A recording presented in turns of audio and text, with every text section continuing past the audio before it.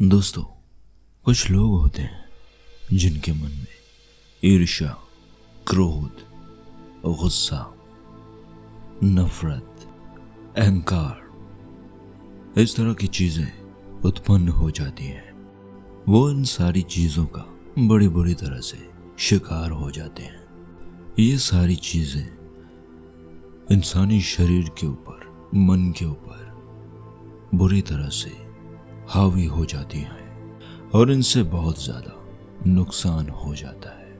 ऐसी एक कहानी जो हमें सिखाती है किस तरह से भगवान बुद्ध ने एक अहंकारी व्यक्ति के अहंकार को क्षण भर में ही दूर कर दिया।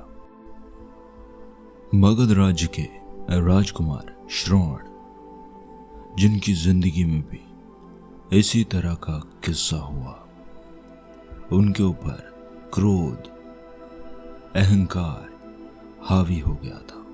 वो अपने से बड़ों का आदर नहीं करते थे, किसी की भी बेइज्जती कर देते थे, अपमानित कर देते थे। उनके सामने चाहे छोटा हो या बड़ा हो, अपमानित करके उन्हें सुख प्राप्त होता था। वो आनंदित होते थे। वो अपने घमंड में बुरी तरह से चूर हो चुके थे। वो बुराइयों की तरफ बढ़ रहे थे। इसी बात को देखते हुए उनके माता पिता बहुत ज्यादा परेशान हुए। वह श्रवण के इस व्यवहार से तंग आ गए थे। उन्होंने महात्मा बुद्ध की मदद ली। महात्मा बुद्ध उनके दरबार में आए और उस राजकुमार श्रवण की सारी बातें सुनी तो वे समझ गए कि उसे मेरे सत्संग की जरूरत है। उन्होंने उस राजकुमार को अपने सत्संग में बुलाया और वो राजकुमार भी बहुत जागरूक रहा होगा। उन्होंने गौतम बुद्ध की कहानियां और उनके प्यार से भरे हुए शब्द सुने तो वो राजा, उसका घमंड धीरे धीरे तिरोहित हो गया। उसका घमंड, उसका गुस्सा सब खत्म हो गया और वो भगवान बुद्ध का शिष्य बन गया। भगवान बुद्ध ने बड़ी ही आसानी से उसके गुस्से पर काबू पा लिया और राजकुमार श्रवण, जो अभी रुके नहीं थे, उन्होंने अपने ईगो के प्रायश्चित के लिए, अपने अहंकार के प्रायश्चित के लिए खुद को सजा देने की सोची। उन्होंने खाना पीना छोड़ दिया, खाने पीने का त्याग कर दिया। जब भगवान बुद्ध को ये बात पता चली तो वह तुरंत उनके पास गए। महात्मा बुद्ध ने उनके माथे पर हाथ रखा और कहा, भोजन और पानी का त्याग करके तुम मौत की तरफ बढ़ रहे हो। तुम्हारा शरीर कमजोर हो रहा है, तुम मर रहे हो। तुम संगीत के अच्छे जानकार हो, अतः उससे जुड़े मेरे एक प्रश्न का उत्तर दो। क्या वीणा के तार ढीले छोड़ने पर उसमें से मधुर स्वर निकलते हैं? श्रवण ने जवाब दिया, नहीं भगवान, उसमें से मधुर स्वर नहीं निकलते। बुद्ध ने एक और प्रश्न किया, तब तो वीणा के तारों को बहुत अच्छे से कसना पड़ता होगा। राजकुमार श्रवण बोले, नहीं भगवान, अगर वीणा के तार को ज्यादा ढीला छोड़ दिया जाए तो उसका सुर सही नहीं होगा, लेकिन अगर उसे ज्यादा टाइट कर दिया जाए तो भी सुर सही नहीं निकलेगा।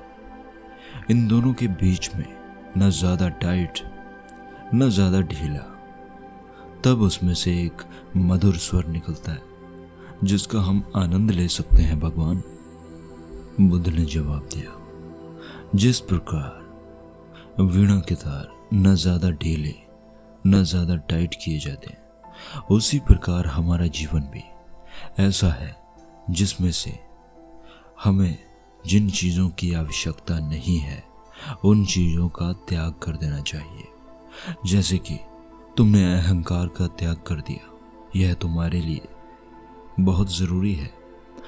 तुम एक अच्छे इंसान बन गए हो, ये ज़रूरी है। लेकिन खाने का त्याग करना तो अपनी मौत को न्योता देना है। तो हमें उन चीज़ों का त्याग करना चाहिए जिनकी ज़रूरत हमें नहीं है।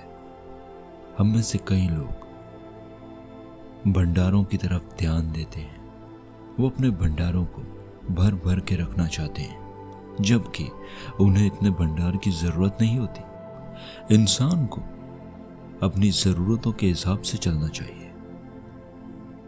हमें ये त्याग करके खुद को तकलीफ पहुंचाकर यह नहीं सोचना चाहिए कि इससे हमारा कोई फ़ायदा होगा।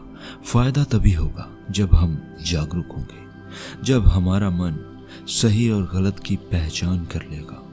जब ऐसा होगा तो हमारा मन हमें एक अच्छे मार्ग पर ले जाएगा और हम एक अच्छे इंसान बन पाएंगे। अगर हमारी ईगो किसी का मन दुखाती है तो यह एक बहुत बड़ा पाप होगा। हमें ऐसे पापों से बचने के लिए हमेशा जागरूक रहना चाहिए और एक ऐसे गुरु की शरण में रहना चाहिए जो हमें अच्छी अच्छी शिक्षाएं दे। तो दोस्तों, देखा आपने कितनी खूबसूरत कहानी थी ये। इससे हमें बहुत कुछ सीखने को मिलता है, लेकिन हम तो अपने खातों में पैसा भरने में रहते हैं। हम धन इकट्ठा करने में ज़्यादा ध्यान देते हैं। आपने देखा होगा कई बार कुछ लोग बहुत बूढ़े हो जाते हैं, लेकिन वो फिर भी अपनी दुकानों को संभालने में, अपने कारोबार को संभालने में नहीं चूकते। उनका ध्यान सिर्फ धन की तरफ होता है।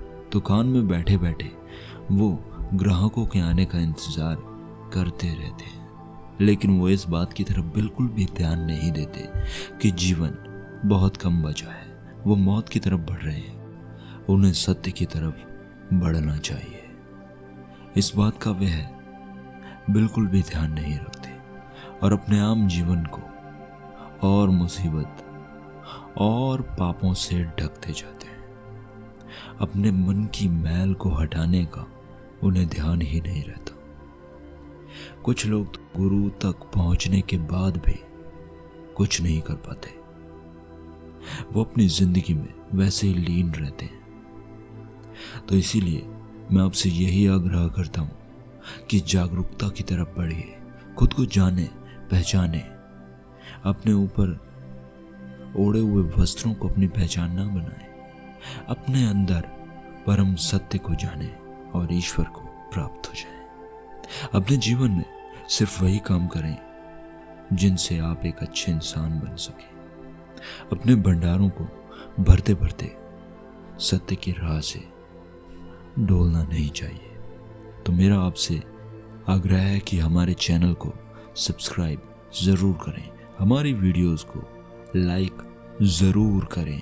बहुत बहुत शुक्रिया। नमस्कार।